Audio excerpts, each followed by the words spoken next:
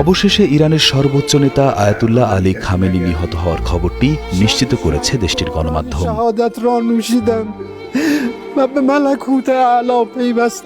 যুক্তরাষ্ট্র ও ইসরায়েলের যৌথ হামলায় খামেনির বাসভবন ধ্বংস হওয়ার পর থেকেই তার মৃত্যুর খবর ছড়িয়ে পড়েছিল।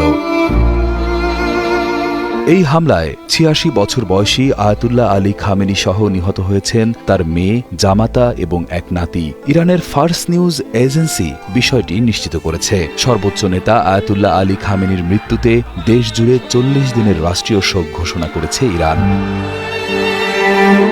রয়টার্সের তথ্য মতে ২৮ ফেব্রুয়ারি শনিবারের এই হামলায় ইরানের সর্বোচ্চ নেতার জ্যেষ্ঠ উপদেষ্টা আলী শামখানি নিহত হয়েছেন। এছাড়া হামলায় আইআরজিসির বেশ কয়েকজন কমান্ডারও প্রাণ হারিয়েছেন।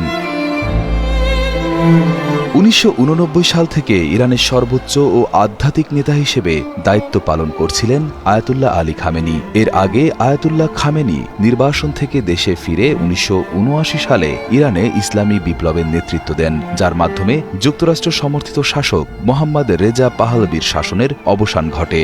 সেই বিপ্লবের পর থেকেই খামেনি ছিলেন অবিসংবাদিত আধ্যাত্মিক অভিভাবক। পশ্চিমাদের রক্তচক্ষু আর কঠোর নিষেধাজ্ঞার মুখেও যিনি নিজের আদর্শে মাথা উঁচু করে দাঁড়িয়েছিলেন পাহাড়ের মতো।